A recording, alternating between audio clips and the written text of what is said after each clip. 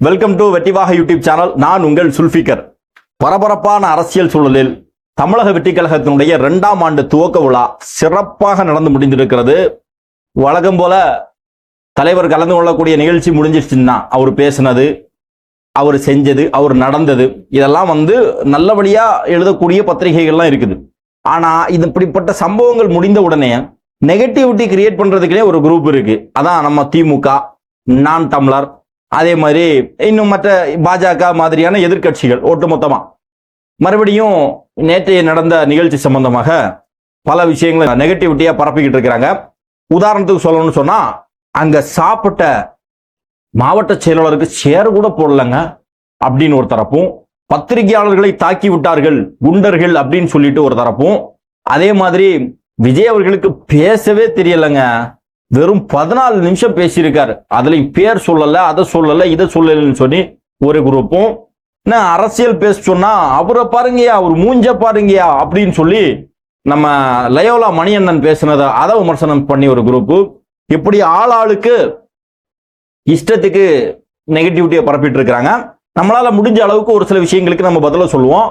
இது இவர்களுக்கு கிடையாது, இந்த நெகட்டிவிட்டி பரப்புறவங்களுக்கு சொல்லக்கூடிய பதில் இல்லை. ஏன்னா அவனுக்கு மாட்டு மூளை, சங்கி மூளையை விடவும் கேவலமான மூளையா இருக்குது இந்த ஊப்பி மூளை. அந்த அளவுக்கு மோசமாக இருக்குது. அதாவது விஜய் அவர்களை பத்தி ஒரு விஷயம் இருக்குன்னா அதை சரியாக இருந்தா கூட அதை தவறாக புரிந்துகிட்டு பேசினா பிரச்சனை இல்லை. தவறாகவே கற்பனை பண்ணி உருவாகம் செய்யக்கூடியவர்களுக்கு என்ன சொல்லியும் புரிய போறதில்லை. ஆனா பொதுவாக இருக்கக்கூடிய நபர்களுக்கு உண்மையையும் தெளிவையும் கொண்டு செல்ல வேண்டியது காலத்தினுடைய கட்டாயம். அதுதான் நம்முடைய கடமை. அந்த அடிப்படையில இந்த வெற்றிவாக யூடியூப் சேனல்ல உண்மைகளையும் தமிழக வெற்றி கழகத்தை பத்தின செய்திகளையும் கொண்டு சென்று கொண்டிருக்கிறோம். உங்களுடைய ஆதரவோடு அன்பு சகோதரர்களே, இந்த வீடியோலையும் அதை பத்தி தான் பார்க்க போறோம். இந்த வெற்றிவாக யூடியூப் சேனலை சப்ஸ்கிரைப் பண்ணாம பாக்குறவங்க சப்ஸ்கிரைப் பண்ணிக்கோங்க, பெல் பட்டனை கிளிக் பண்ணி வச்சுக்கோங்க. அப்பதான் நம்ம அடுத்தடுத்து போடக்கூடிய வீடியோக்கள் உங்களுக்கு நோட்டிபிகேஷன்ல வரும். ஸோ ஃபர்ஸ்ட் என்ன அப்படின்னா, என்ன பல ஊர்கள்ல இருந்து வந்திருக்கக்கூடிய மாவட்ட நிர்வாகிகள் அவங்களுக்கு சாப்பாடு போட்டீங்க, உட்கார்றதுக்கு சீட்டு கொடுக்கலங்க. என்னங்க சமூக நீதி இது? உட்கார்றதுக்கு நிக்க வச்சு சாப்பாடு போட்டீங்களா? இப்படி நீ யார் தெரியுமாங்க வருத்தப்படுறா? இப்படி யார் தெரியுமா கஷ்டப்படுறா? மனசெல்லாம் அப்படியே உங்களுக்கு பதறது. யாருக்கு? திமுக காரனுக்கு. ஆமா, திமுக காரனுக்கு பதறது. தமிழக வெற்றி கழகத்தை சேர்ந்த சகோதரர்கள், மாவட்ட நிர்வாகிகள் ஒரு 5 நிமிஷம் நின்னது அவங்களால பொறுத்துக்க முடியல திமுகவுக்கு. அந்த அளவுக்கு தமிழக வெற்றி கழகத்து நிர்வாகிகள் மேல பாசம். சரி, உண்மையில அந்த சம்பவம் என்ன நடந்துச்சுன்னா, அரங்க கூட்டம் அதுக்குன்னு போடப்பட்டிருக்கக்கூடிய சீட்டுகள் இருக்கு. அதை விடவும் எக்ஸ்ட்ராக நபர்கள் வர்றாங்க. அவங்க மண்டபத்துல அந்த அரங்கத்துக்குள்ளாடி நிக்கிறாங்க. அப்ப அவர்கள் உட்கார்வதற்கு சீட்டை அரேஞ்ச் பண்ணணும். அப்ப ஏற்கனவே சாப்பாடு டைனிங் ஹால்ல சாப்பாடு போடக்கூடிய இடத்துல, சாப்பிடுற இடத்துல சேர்ஸ் இருக்கு. சோ அதை எடுத்து அங்க அடுக்குறாங்க டெம்பரவரியா. சோ அதை அடுக்கி முடிஞ்சதுக்கு அப்புறம் சாப்பாடு போடும்போது அந்த சேரை இங்க கொண்டு வந்திருக்கணும். கொண்டு வர்றதுக்கு ஒரு 10 நிமிஷம் லேட் ஆயிடுச்சு. ஏன்னா அந்த நிகழ்ச்சி முடிஞ்ச உடனே எல்லாருமே அப்படியே சாப்பிட்ற இடத்துக்கு வந்துட்டாங்க. ஸோ இங்க பார்த்துட்டீங்கன்னா அவங்களுக்கு உட்கார்றதுக்கு சீட் இல்லை, அவங்க நின்று சாப்பிட்றாங்க. இதுல நின்று சாப்பிட்ட யாருமே குறை சொல்லல, தவறு சொல்லல. ஆனா இதை தவறு சொல்றது யாருன்னா, வெளியே இருந்து பார்த்துட்டு இருக்கக்கூடிய இந்த திமுக கும்பல். நாம ஒரு இடத்துக்கு போறோம், ஒரு ஃபங்க்ஷன் வீட்டுக்கு போறோம், ஒரு நிகழ்ச்சிக்கு போறோம். அப்படி போகும்போது அங்க எப்படிப்பட்ட சூழல், ஏன்னா அதிகமான நபர்கள் வரக்கூடிய இடம், அங்க எப்படிப்பட்ட சூழல் இருக்கோ அதை அட்ஜஸ்ட் பண்ணி சாப்பிட்டுட்டு போக வேண்டியதுதான். வந்த யாருமே சாப்பாடு கிடைக்காம இல்ல, வந்த யாருமே பட்னி இருக்குல்ல, வந்த யாருக்குமே தண்ணி கூட கொடுக்காம இல்ல, எல்லாருக்குமே அவர்களுக்கு கொடுக்க வேண்டியதை கொடுக்கப்பட்டிருக்கிறது. என்ன இந்த ஒரு அரேஞ்ச்மெண்ட்ல ஒரு சின்ன ஒரு மிஸ்டேக். இது அங்க கலந்துகிட்ட யாருமே பெரிய குறையா சொல்ல. இவங்களுக்கு குறைய அப்படின்னா தமிழக வெற்றி கழகத்தின் மேல ஏதாவது ஒரு நெகட்டிவிட்டியை பரப்பிட முடியாதான்னு காத்துக்கிட்டு இருக்கக்கூடிய இந்த கழுகு கூட்டங்களுக்கு அந்த போட்டோ ஒரு வாய்ப்பா கிடைச்சிருச்சு. அந்த ஒரு 10 நிமிஷம் தான், அந்த 10 நிமிஷத்துக்குள்ளாடி இந்த போட்டோ எடுத்து ஷேர் பண்ணிட்டாங்க.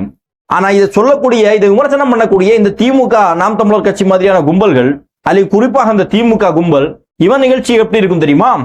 சாப்பாடு அண்டா கணக்குல போட்டு பாதி பேருக்கு கிடைக்கும். ஏன்னா அவங்க சாப்பாடை விநியோகம் பண்றதுக்கு முன்னாடி இவனுங்களா டப்பா அண்டாலெல்லாம் ஏறி குதிச்சு கிடைக்கிறது மாதிரி சாப்பாடை எடுத்துட்டு பாதி சாப்பாடை சாப்பிட்டு பாதி சாப்பாடை வேஸ்ட் பண்ணி பாதி பேருக்கு சாப்பாடு கிடைக்காம செய்யக்கூடிய கூட்டம் தான் நேற்றைக்கு நம்மளை பார்த்து விமர்சனம் பண்ணது. அது மட்டும் இல்ல, நிகழ்ச்சிக்கு வந்துகிட்டா நிகழ்ச்சி முடிஞ்சா நிகழ்ச்சி முடிஞ்சு போகணும்.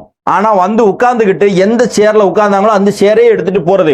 இதை வாடகைக்கு கொடுத்துருக்க கூடியவன் வாயிலையும் வயிற்றுலையும் கிடந்து அடிச்சுக்கிட்டு இருக்கிறேன். ஏன்னா வாடகை கொடுத்து சேரை மாடா தூக்கிட்டு போவீங்க, சரி அதுக்கான அமௌண்ட்டை செட்டில் பண்ணுங்களானா இந்த திமுக கும்பல் அதையும் கொடுக்காது. வாழை மரம், வாழைத்தாறு, தோரணை இதெல்லாம் கெட்டி இருக்கிறது, இதெல்லாம் புடுங்கிட்டு போயிடுவான். இதை எல்லாமே புடுங்கிட்டு போயிடுவானுங்க. நிகழ்ச்சி அங்க பார்த்தா உதயநிதி ஸ்டாலின் மும்முரமா பேசிக்கிட்டு இருப்பாரு. இங்க பாத்தீங்கன்னா கட்சி தொண்டர்கள் கட்சிக்காரர்கள் சொல்லி அந்த நிகழ்ச்சிக்கு வந்தவன் இதையெல்லாம் புடுங்கிட்டு போவான். இவனுங்க நேத்தைக்கு நடந்த இந்த சம்பவத்தை விமர்சனம் பண்றாங்க. சரி, ஓகே, இது ஒரு விஷயமா. அடுத்து ரெண்டாவது என்னன்னா, பத்திரிகையாளரை தாக்கி விட்டார்கள். என்ன இது ரவுடிசமா இருக்கு, குண்டர்களாக இருக்கிறார்கள், பத்திரிகையாளரை தாக்கி விட்டார்கள் அப்படின்னு. சோ இதனுடைய உண்மைத்தன்மை என்ன அப்படின்னா, ஏற்கனவே பத்திரிகையாளர் அமர்வதற்கும் அவர்கள் செல்வதற்கும் தனி வழி ஏற்பாடு செய்யப்பட்டது. தனியா அவங்க உட்கார்றதுக்கு தனி இடம் ஏற்பாடு செய்யப்பட்டிருந்தது. ஆனா அங்க போக மாட்டேன், உள்ளதான் போவேன் அப்படின்னு சொல்லி இவர்கள் பிரச்சனை பண்ணும்போது, அதே நேரத்தில் மற்ற தொண்டர்களும் வந்து அந்த இடம் கொஞ்சம் அதிகமான நபர்கள் வரக்கூடிய நேரத்தில் அந்த பவுன்சர்ஸ் வந்து அதை ஸ்டாப் பண்ணியிருக்காங்க. அதுல எதுவும் அவர் மேல கைப்பட்டுடுச்சு அப்படிங்கிறதா உண்மை. ஆனா பர்பஸா யாருமே செய்யல. உடனே அவர் அதுல ஒரு நாடகம் போட்டு, ஐயோ என்ன தாக்கிட்டாங்க அந்த நெஞ்சில குத்திட்டாங்க அப்படின்னு சொல்லிட்டு ஆம்புலன்ஸ்ல போகும்போது, ஆம்புலன்ஸ் ஸ்பீட்ல போயிட்டு இருக்கு, அப்போ வந்து பாத்தீங்கன்னா ஃபுல் எனர்ஜியோட அழகா சூப்பரா பேசுறாரு. பேசி முடிச்சுட்டு நெஞ்சு வலிக்குது அப்படிங்கிறார். அப்ப நடிக்க கூட அந்த ஆளுக்கு ஒழுங்கா தெரியல. இந்த ஆளுக்கெல்லாம் ஸ்கிரிப்ட் ரெடி பண்ணி அஜெண்டா பிக்ஸ் பண்ணி நிகழ்ச்சிக்கு அனுப்பி இருக்குது திமுக. ரெண்டாவது எப்படின்னு பார்த்தா, அவர் திமுக முதல்வரோடு இருக்கக்கூடிய போட்டோ ரிலீஸ் ஆகி சமூக வலைதளங்கள்ல இவர்களுடைய வண்டவாளம் தண்டவாளம் ஏறிவிட்டது. இந்த மீடியாக்கள் தான் ஏற்கனவே வந்து விஜயகாந்த் அவருடைய அரசியல் வாழ்க்கைக்கு மிகப்பெரிய அளவுல இடைஞ்சலை கொடுத்தது இந்த மீடியாக்கள் தான். அதே மீடியாக்களை வச்சு மீண்டும் விஜய் அவர்களை வீழ்த்தலாம்னு சொல்லி திமுக ஒரு பிளான போட்டிருக்குது. அதுதான் நேற்றைக்கு நடந்த சம்பவம் நமக்கு நிதர்சனமாக தெரியுது. சரி, இந்த மீடியாக்கள் மேல இவ்வளவு பாசமா இருக்கிறாங்களே, மீடியாக்கள் அப்படி இந்த செந்தில்வேல் தமிழ் கேள்வி செந்தில்வேல் எல்லாம் வந்து ரொம்ப பயங்கரமா பேசியிருக்கிறாரு. நான் கேட்கிறேன், திமுக காரனுக்கு திமுக ஆதரவாளர்களுக்கு மீடியாக்காரங்களை பத்தி பேசுறது, மீடியாக்காரங்கள் மேல தாக்குதல் நடத்துறதை பத்தி பேசுறதுக்கு யாருக்காவது தகுதி இருக்குதா? யாருக்காவது தகுதி இருக்கா? தினகரன் ஆபீஸ்ல ஏறி வன்முறை செய்து, சன் டிவி அலுவலகத்தில் வன்முறை செஞ்சு 3 ஊழியர்களை கொலை செஞ்சவன் யாரு? கொலை செய்தவர்கள் யார்? திமுக காரன் தானே. இதை விடவும் பெரிய வன்முறை இந்த நாட்டில் நடந்துருமா? தாவேக்காரர்கள் அப்படியே செஞ்சாங்க. சாதாரணமா நடந்த ஒரு நிகழ்வு, அதை ஊதி பெருசாக்கி பெருமாளாக்கக்கூடிய வேலையை இந்த திமுக கும்பல் பார்த்துக்கிட்டு இருக்கு. சமீபத்தில் பத்திரிகையாளருடைய உரிமைகள் என்னங்க? பத்திரிகையாளர்கள் சுதந்திரமா எழுதுறதுக்கும் சுதந்திரமா பேசுறதுக்கும் தமிழ்நாட்டில் உரிமை இல்ல. சுதந்திரமா பேசுறா கைது செய்கிறார்கள், சுதந்திரமா எழுதினா கைது செய்கிறார்கள். வெள்ளப்பெருக்கு ஏற்பட்டு அதுல பாதிக்கப்பட்டவர்களுக்கு போதுமான நிவாரணம் கிடைக்கலன்னு சொல்லி தன்னுடைய எழுத்து மூலமாக தன்னுடைய வீடியோ மூலமாக பதிவு செய்ததற்கு நியூஸ் மினிட் சபீர் அகமது மேல எந்த அளவுக்கு வன்மத்தை கூட்டுச்சு திமுக கும்பல். நீங்க பேசலாமா, ஊடகவியலாளர்களை நாங்கள் தாக்கிட்டோம் அப்படின்னு சொல்லி அதை பேசுறதுக்கு எந்த தார்மீக பொறுப்பும் திமுகவுக்கோ திமுகவை சார்ந்தவர்களுக்கோ கிடையாது. அப்ப நாம் தமிழரை சேர்ந்தவங்களுக்கு இருக்கான்னு கேட்டா அறவே கிடையாது. ஏன்னா பத்திரிகையாளர்களை ஒருமையில பேசுறது, திட்டுறது, வம்புக்கு வா சண்டைக்கு வான்னு சொல்லி பேசுறதெல்லாம் நாம் தமிழர் கட்சியோட சீமான். உங்களுக்கு பேசுறதுக்கும் அருகதை கிடையாது. சரி, பிஜேபிக்கு இருக்கான்னு கேட்டா அறவே கிடையாது. சாப்பாடு போட்டெல்லாம் சாப்பிட்டு போ, என்ன குரங்கு மாதிரியே தாவரா அப்படின்னு சொல்லி இந்த பத்திரிகையாளர்களை சொல்லும் போது அப்படின்லாம் சொல்லி அசிங்கமாக அண்ணாமலையினுடைய வாயிலிருந்து கேட்டுக்கிட்டு அண்ணாமலை திட்டினதுக்கு அப்புறம் மீண்டும் மைக்க கொண்டு சொருகுறாங்க. அப்போ இந்த பாஜக கும்பலும் ஊடகத்தை பத்தி ஊடக நண்பர்களுடைய உரிமைகளை பத்தி பேசுறதுக்கு தகுதி கிடையாது. ஊடகங்கள் சிறப்பாக தமிழ்நாட்டில் வந்து தமிழக வெற்றி கழகத்துக்கு ஆதரவளிக்கிறார்கள். ஆனா அதே நேரத்தில் சில ஊடகங்கள் குறிப்பாக கட்சி சார்போடு சில நபர்கள் தமிழக வெற்றி கழகத்தின் மேல அவதூறு பரப்புவதற்கும் தமிழக வெற்றி கழகத்தை பலவீனம் செய்வதற்கும் முயற்சி செய்கிறார்கள். அப்படிங்கிறதுல எந்த மாற்று கருத்தும் கிடையாது. சரி, அடுத்து என்ன விஷயம் அப்படின்னா, இனி ஓவராலா பேசி முடிச்சிடும். பேச தெரியல விஜய் அவர்களுக்கு அப்படின்ட்டு வெறும் 14 நிமிஷம் தான் பேசினாங்க. அந்த பேசும்போது கூட அந்த பிஜேபி அப்படிங்கிற பேரை சொல்லல, திமுக அப்படிங்கிற பேரை சொல்லல அப்படிங்கிறாங்க. நான் கேட்கிறேன், திமுக பேரை விஜய் சொல்லல, கேட்டா திமுக மேல பயம் சொல்றீங்கல்ல. உங்க முதல்வர், ஆட்சி அதிகாரத்தை கையில வச்சிருக்கக்கூடிய முதல்வர், துணை முதல்வர், ஏன் அவங்க பேசும்போது தமிழக வெற்றி கழகத்தை விமர்சனம் செய்யும் போது தமிழக வெற்றி கழகம் அப்படிங்கிற பேரையோ அல்லது விஜய் அவர்களுடைய பெயரையோ பயன்படுத்துறது கிடையாது? நேத்தைக்கு கட்சி ஆரம்பிச்சவங்க எல்லாம் அப்படின்லாம் ஏன் பேசுறாங்க? சொல்ல வேண்டியது தானே, தமிழக வெற்றி கழகம்னு ஒரு கட்சி நேத்தைக்கு ஆரம்பிச்சு எங்களை அழித்து விடுவோம் சொல்லி கங்கணம் கட்டுகிறார்கள் அப்படின்னு சொல்லி விஜய் அவர்களுடைய பெயரை சொல்றதுக்கு மு.க. ஸ்டாலினுக்கோ உதயநிதி ஸ்டாலினுக்கோ ஏன் தயக்கம்? விஜய் மேல பயமா? தளபதி மேல பயமா? பயம்தான், அது வேற விஷயம். ஆனா ஒரு நாகரிகம் கருதி, ஒரு பண்பாடு கருதி டைரக்டா ஒரு தனிநபர் தாக்குதல் நடத்த வேண்டாம், டைரக்டா ஒரு கட்சி பேரை சொல்லி வேற மாதிரி கொண்டு போகண்டாம். இன்னைக்கு நம்ம திமுகவை ஏன் எதிர்க்கிறோம்னா, அவர்கள் ஆட்சியில் இருக்கிறார்கள், அவருடைய ஆட்சியில நிர்வாக சீர்கேடு இருக்குது. அப்ப அந்த ஆட்சியை தான் நம்ம விமர்சனம் பண்றோமே தவிர அந்த திமுக கட்சியையோ அந்த கட்சியினுடைய தொண்டர்களையோ கிடையாது அப்படிங்கறத தெளிவாக தளபதி புரிந்து வைத்துக்கிட்டு அந்த ஆட்சியினுடைய அவலங்களை வெளிப்படுத்துகிறார், பேசுகிறார்.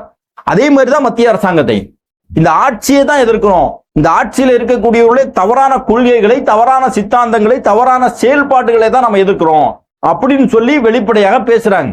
இதுல பிஜேபின்னு பேர் சொல்லாம ஒன்றிய அரசுன்னு சொன்னா அது பிஜேபியை குறிக்காதா? ஒன்றிய அரசுன்னு சொன்னா யாருன்னு புரியாதா?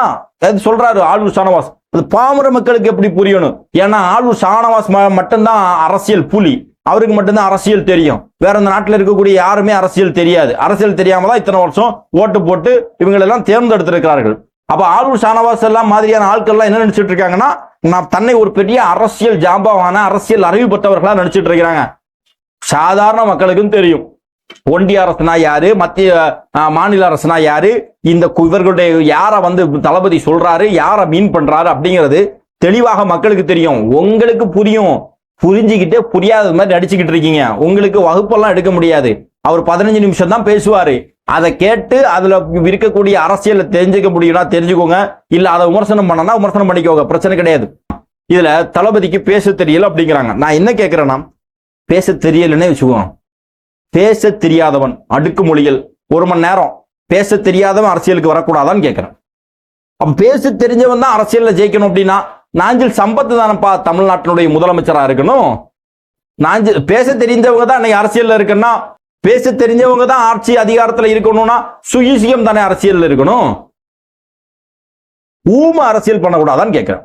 ஒருத்தன் ஊமை, பிறப்பால் அவன் ஊமை, அவனுக்கு வாய் பேச வராது.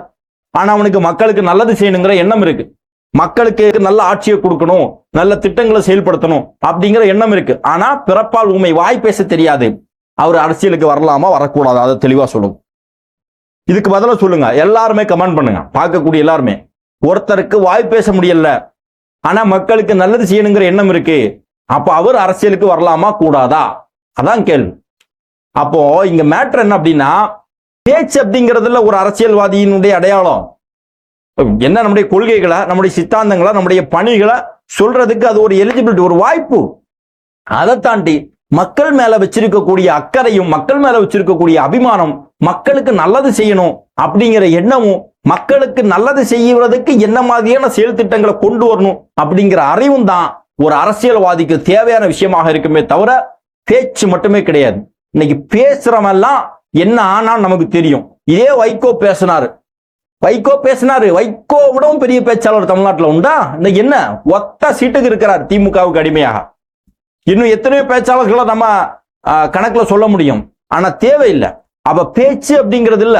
சரி, பிஜேபி அவர் சொல்லல, இந்த விஷயத்துல ஒரு முழுமை பெறல, துண்டு சீட்டை பார்த்து பேசுறாரு, பேப்பரை பார்த்து பேசுறாரு. பேசினா என்ன தப்பு? இப்ப நான் பேசுறேன், வீடியோல பேசுறேன், தேவையில்லாத வார்த்தைகள் வந்தா எடிட்ல பண்ணிப்போம், இல்ல அப்படின்னா கூட இது ஒரு பெரிய விஷயமே கிடையாது. ஆனா ஒவ்வொரு வார்த்தையும், ஒருத்தருடைய வாயிலிருந்து வரக்கூடிய ஒவ்வொரு வார்த்தையும் கவனமாக இந்த சமூகம் பார்த்துட்டு இருக்கும் போது, அங்க பேச வேண்டியவர் ஒரு நிகழ்ச்சியில போறதுக்கு முன்னாடி அதை ப்ரிப்பேர் பண்ணி எப்படி பேசணும், என்ன விஷயங்களை பேசணும் அப்படின்னு சொல்லி ப்ரிப்பேர் பண்ணி அதை தொகுத்து வரதுல என்ன தப்புன்னு கேட்கிறேன். தொகுத்து வரதுல என்ன தப்பு? அதாவது அரசியல் அறிவு இருக்கிறவன் இதெல்லாம் பெரிய விஷயமாவே பேச மாட்டான். ஏன் அப்படின்னா, வைகோவே தன்னுடைய வாழ்க்கையில ஒரு மேடையில ஏறி மைக்க பிடிக்கும் போது அவர் கால் கை நடுங்கி இருக்கும். அது எல்லாருக்குமே, எனக்கும் நடுங்கி இருக்கு. ஆனா பல மேடைகள் ஆரம்பத்துல எல்லாம் ஒரு மேடையில என்ன பேசணும்னு சொல்லி பல விஷயங்களை ப்ரிப்பேர் பண்ணிட்டு போவோம். அங்க போய் அந்த கூட்டத்தை பார்த்து, அங்க இருக்கக்கூடிய ஆரவாரங்களை பார்த்து நம்ம பேச விஷயங்கள், பாதி விஷயங்கள் மறந்துடும். அது அரசியல் களத்தில் இருக்கக்கூடிய எல்லாருக்குமே தெரியும், இதை விமர்சனம் பண்ணக்கூடியவனுக்கும் தெரியும். ஆனா என்ன அப்படின்னு சொன்னா, ஏதாவது சொல்லணும், நம்ம மேல வேற மாதிரியான ஊழல் குற்றச்சாட்டுகளோ வேற மாதிரியான நெகட்டிவிட்டியோ பரப்ப முடியாது அப்படிங்கிறதுக்காக இது மாதிரியான விஷயங்களை பரப்பிக்கிட்டு இருக்கிறாங்க. அவர் 10 நிமிஷம் பேசினாலும் 14 நிமிஷம் பேசினாலும் அது பேசு பொருள். அவர் 14 நிமிஷம் என்னென்ன பேசினார் அப்படின்னு சொல்லி ஒவ்வொன்றும் ஒவ்வொரு வீட்டில் இருக்கக்கூடியவர்களுக்கும் காதுல போய் சேர்ந்திருக்கு. நீங்க எல்லாம் மணிக்கணக்கில் பேசி என்ன பிரயோஜனம்? யாருக்குமே கேட்காது. நேற்று எதுனா வைகோ என்ன பேசினார், இதே நாளில் என்ன பேசினான்னு கேட்க தெரியுமா? வேல்முருகன் என்ன பேசுறாரு தெரியுமா? தெரியாது. ஏன் அப்படின்னா மக்கள் அதை கவனிக்கல, மக்கள் அதை பார்க்கல. ஆனா தமிழக வெற்றி கழகத்தினுடைய தலைவர் தளபதி பேசியிருக்கிறாரு. அவர் பேசினதுல அதை பேசியிருக்கலாம், இதை பேசியிருக்கிறான்னு டியூஷன் எடுக்கக்கூடிய வேலை இல்லை உனக்கு. தெளிவா சொல்லிட்டார். மும்மொழி கொள்கைக்கு நாம எதிர்ப்பு, அவ்வளவுதான். புரிஞ்சிக்க வேண்டியவன் புரிஞ்சுப்பான். மும்மொழி கொள்கைக்கு நாம எதிர்ப்பு தான். ஆமா, சின்ன பிள்ளைத்தனமா ஹேஷ்டேக் போட்டு விளையாடிட்டு இருக்காங்க அப்படின்னு சொன்னதை எதிர்க்கிறாங்க. என்ன எவ்வளவு பெரிய விஷயம் பண்ணிட்டு இருக்காங்க, இதை ஹேஷ்டேக்னு சொல்றாங்க, ஒரு சின்ன பிள்ளைத்தனமா சொல்றாங்க. ஆனா அவர்களுடைய தொண்டர்கள் செய்ததை மட்டும் சம்பவம் அப்படின்ட்டாரு. உண்மைதான், உண்மைதான். ஒன்றிய அரசு அவர்கள் என்ன செய்யணும்? நிதியை கொடுக்கணும். இவர்கள் நிதியை வாங்க வேண்டிய இடம். நிதி கொடுக்கலன்னா நிதி வாங்குறதுக்கு தேவையான விஷயத்த செய்யணும். இல்ல இவங்க இவர்களுடைய கட்டளை ஏத்துக்கலன்னா அதுக்கு என்ன பேசணுமோ ஒரு உடன்பட்ட அரசியல் ரீதியாக பேசி ஒரு தீர்மானத்தை எடுக்காம மாறி மாறி ஹேஷ்டேக் போட்டு எல்கேஜி பிள்ளைங்க மாதிரி விளையாடிட்டு இருக்கீங்க. உண்மைதான், எல்கேஜி பிள்ளைங்க மாதிரி விளையாடிட்டு இருந்தீங்க. அதை கூட ஒழுங்கா பண்ண தெரியல. எங்க பசங்க உள்ள சம்பவம் பண்ணிட்டாங்க அப்படிங்கிறாங்க. எதுல என்ன தப்பு? எல்கேஜி பிள்ளைங்க மாதிரி ஹேஷ்டேக் போட்டு விளையாடுறீங்க, அதை கூட ஒழுங்கா பண்ண முடியல. எங்களுடைய கட்சியை சேர்ந்தவர்கள், தமிழக வெற்றி கழகத்தினுடைய தொண்டர்கள், ஆதரவாளர்கள் உள்ள புகுந்து வேற மாதிரி அந்த ட்ரெண்டே மாத்தி விட்டுட்டு வெளியே வந்துட்டாங்க. இதுதான் மேட்ரு, புரியுதா? அதே மாதிரி அண்ணன் லயோலா மணி அவர்கள் பேசிய ஒரு பேச்சு, அவருடைய முகத்தை பாருங்கயா, அவர் தான் நமக்கு பிராண்டு, அவர் தாங்க எங்களுடைய ஆயுதம் அப்படின்னு சொன்னாரு. அதை விமர்சனம் பண்ணி என்னங்க இது ஒரு அரசியல் மேடை அப்படிங்கிறாங்க. உண்மைதானே? இன்னைக்கு இத்தனை லட்சக்கணக்கான தொண்டர்கள் ஒருத்தருக்கு பின்னாடி இணைஞ்சிருக்காரு அப்படின்னா அவருடைய முகம்தான். ஒரு கரிஸ்மெட்டிக் லீடரா இன்னைக்கு இருக்கிறார் அவர். எம்ஜிஆருக்கு பிறகு, அதாவது அண்ணாவுக்கு பிறகு, கலைஞருக்கு பிறகு, கலைஞர் கூட ஒரு கரிஸ்மெட்டிக் லீடர் தான். ஜெயலலிதா அவர்களுக்கு பிறகு, விஜயகாந்துக்கு பிறகு தமிழ்நாட்டில் மக்களால் நேசிக்கக்கூடிய ஒரு இடத்துல தளபதி இருக்கிறார். தளபதி வாக்கு வாங்குறார் இல்ல ரெண்டாவது விஷயம், ஆனா மக்கள் எல்லாருமே ஏற்றுக்கொள்ளக்கூடிய நபர். நம்ம பார்த்தோம் பெரியார் திடல்ல போயிட்டு பெரியாருக்கு மாலை அணிவிக்கக்கூடிய அந்த நிகழ்ச்சி முடிஞ்சு அவர் வரும்போது அங்க திமுக பாக்கெட்ல திமுக கொடி இருக்கு. அவன் தளபதியோட செல்ஃபி எடுத்தான். ஏன், எதற்காக எடுத்தாங்க? அவர் கரிஸ்மெட்டிக் லீடர். அதுதான் இன்னைக்கு அவருடைய முகம்தான் ஆயுதம். அவருக்காகத்தானே கட்சியில சேர்ந்தாங்க, அவருக்காகத்தானே மக்கள் ஒன்றிணைந்தார்கள், சாரையாக மக்கள் சேர்றாங்க. அப்ப அதுதான் எங்களுடைய ஆயுதம் அப்படின்னு சொல்றதுல என்ன இருக்கு? அப்படின்னு சொல்றது என்ன தவறு இருக்கு? அப்ப அதையும் ஒரு விமர்சனத்துக்கு உள்ளாக்கி எப்படியாவது நெகட்டிவிட்டியை பரப்பணும் அப்படிங்கிற நோக்கம் தான். அடுத்து பிரசாந்த் கிஷோர் அவர் பேசினது, உள்ளூர்ல விலப்பாகாதது பீகார்ல இருந்து தமிழ்நாட்டில் ஜெயிக்க வைக்க போகுதான்னு சொல்லிட்டு பிரசாந்த் கிஷோர் அவரை விமர்சனம் செய்கிறார்கள். அதே மாதிரி அவர் ஹிந்தி அந்த கையெழுத்து போடுறதுக்கு, அதாவது மும்மொழி கொள்கைக்கு எதிராக கையெழுத்து போடுறதுக்கு அவர் தயங்கிட்டார் அப்படின்னு சொல்லிட்டு, முதல்ல கொஞ்சமாவது அறிவு இருக்கணும். அவரு வேற ஒரு அரசியல் கட்சியை சேர்ந்தவர், கெஸ்டா வந்திருக்கிறார். அவர் தமிழக வெற்றி கழகத்தினுடைய உறுப்பினர் கிடையாது. அப்ப அவருக்கு அந்த பர்டிகுலர் விஷயத்துல முரண்பாடு இருக்கலாம், உடன்பாடு இல்லாம இருக்கலாம். இன்னொன்னு, வேற ஒரு கட்சி நிகழ்வுல நாம அந்த கட்சியுடைய தொண்டர்கள் மாதிரி செயல்படுத்துறதுல மாற்று கருத்து இருக்கலாம். அப்படிங்கிறதுனால அவர் அதுல கையெழுத்து போடல. அப்படிங்கிறதுனால அவருக்கு ஒருவேளை மும்மொழி கொள்கையில அவர் ஆதரிக்கலாம். அப்ப நீங்க கேட்கலாம், மும்மொழி கொள்கையை ஆதரிக்கவரை எப்படி நீங்க ஸ்ட்ராட்டஜிஸ்டா வச்சிருக்கலாம் அப்படின்ட்டு. ஸ்ட்ராட்டஜிஸ்ட்னா என்னது? கொள்கை வடிவமைப்பா? கிடையாது. தேர்தலை எப்படி கொண்டு போறது? உதாரணமா டிஜிட்டலா இந்த தேர்தலில் நம்மை பார்த்து விமர்சனம் செய்யக்கூடியவர்களுக்கும் எந்த மாதிரி நம்முடைய நல்ல விஷயங்களை கொண்டு போகணும் இப்படிங்கிற விஷயத்தை பிளான் பண்ணக்கூடியதான் இந்த டிஜிட்டல் இந்த மாதிரியான வியூக வகுப்பாளர்களுடைய வேலை. அதுக்காக ஒரு கொள்கையை ஒட்டுமொத்தமா மாத்திட்டு தாவேக்காக வந்துருவாரா? சரி, அப்படின்னா இந்த பிரசாந்த் கிஷோர் நம்ம கட்சிக்கு தமிழக வெற்றி கழகத்துக்கு வேலை பார்க்கறதுக்கு முன்னாடியே திமுகவுக்கு வேலை பார்த்திருக்காங்க. அப்ப முழுக்க அவர் ஒரு திராவிட சிந்தனையாளர்களாக திமுக கட்சிக்காரனா தானே மாறி இருக்கணும். அப்ப மாறினாரா? மாறினதுக்கு அப்புறம் நீங்க 300 கோடி ரூபாய் கொடுத்து ஒப்பந்தம் போட்டீங்க. நீங்க முழுக்க திமுகவை ஏற்றுக்கொள்ள வேண்டும், பெரியாரை ஏற்றிருக்கணும், அண்ணாவை ஏற்றிருக்கணும், மும்மொழி கொள்கையை எதிர்க்கணும், பிஜேபிக்கு ஆப்போசிட் மாதிரி வெளியே நடிக்கணும், ஆனா உள்ளுக்குள்ள அண்டர் டீலிங் வச்சிருக்கணும், இப்படின்லாம் பேசி அதுக்கெல்லாம் ஒரு ஒப்பந்தம் போட்டதுக்கு அப்புறம் தான் நீங்க உங்களுடைய ஸ்ட்ராட்டஜிஸ்டா அவரை நியமிச்சிங்களா? கிடையாது. அவருக்கு 1000 கொள்கை இருக்கலாம், அவருக்கு 1000 கொள்கையை 1000 கருத்து இருக்கலாம். அவருடைய வேலை என்னன்னா இந்த கட்சியை மக்கள் மத்தியில எப்படி கொண்டு போறது, எப்படி பிளான் பண்ணி ஸ்ட்ராட்டஜிஸ்டா கொண்டு போறது, எப்படி களத்துல இருக்கக்கூடிய மக்களுடைய மைண்ட் செட்டை கவர் பண்றது, எந்த இடத்துல யாருக்கு என்ன பலம் இருக்கு அப்படிங்கறத ஐடென்டிஃபை பண்றது, இப்படின்னு ஒரு டீமை வச்சு பண்றது. அவர் ஞானி எல்லாம் கிடையாது, மருத்து மூட்டில் இருந்த அவருக்கு ஞானம் எல்லாம் கிடைக்கல அரசியல் சார்ந்து. அவர் ஒரு பெரிய டீமை வச்சிருக்கிறாரு. அவர்கள் டிஜிட்டலா அதே மாதிரி மக்கள் மத்தியில இறங்கி இதுக்காகவே சர்வே வரைக்கும் எடுத்து ஒரு டேட்டா வச்சிருக்கிறாங்க. அந்த டேட்டா பிரகாரம் அரசியல் ரீதியாக ட்ரெண்ட் செட் பண்றது, அரசியல் ரீதியாக நிகழ்ச்சிகளை ஒருங்கிணைக்கிறது, இதை செய்யறதுதான் ஸ்ட்ராட்டஜிஸ்டோட வேலை. அதை அவர் செய்ய போறாரு. அதுக்கு அவர் எங்களுடைய கொள்கைக்கு மாறி இருக்கணுங்கிற அவசியம் இருக்கா? அப்ப எங்க கொள்கையை அவர் மாறி இருக்கணும்னா ஏற்கனவே திமுக கூட இருந்த டைம்ல அவர் கொள்கை மாறி இருக்கணுமே, அப்படி பண்ணலையே. அப்படின்னா என்ன அர்த்தம்? சரி, அப்ப எதையாவது பேசணும், எதையாவது உளரணும் சொல்லி உளறிக்கிட்டு இருக்கிறது. பொதுவாக இதே மாதிரி நிகழ்ச்சி முடிஞ்சுன்னு சொன்னா கத்தல் கதறல் கொஞ்சம் இருக்கும். ஆனா இந்த முறை ரொம்ப ஓவரா இருக்கு. ஏன் அப்படின்னா, இந்த முறை தளபதி சாதாரணமா பேசும்போது கொஞ்சம் ஆர்ஷா கொஞ்சம் இதா பேசுவாரு. ஆனா இந்த முறை முழுக்க முழுக்க நக்கல் நையாண்டியா லெப்ட் ஹேண்ட்ல அப்படியே டீல் பண்ணிட்டு போயிருக்காரு. இதை கூட தாங்க முடியாம, இதை கூட பொறுத்துக்க முடியாம ஐயோ முயோன்னு கத்திக்கிட்டு இருக்கிறாங்க. What bro, it's very wrong bro. அன்பு சகோதரர்களே, இந்த வீடியோ சம்பந்தமாக உங்களுடைய மேலான கருத்துக்களை பதிவு செய்யுங்கள். வேற என்ன டாபிக்ல பேசணும் அப்படிங்கிறத கமெண்ட் பாக்ஸ்ல பதிவு பண்ணுங்க. நன்றி.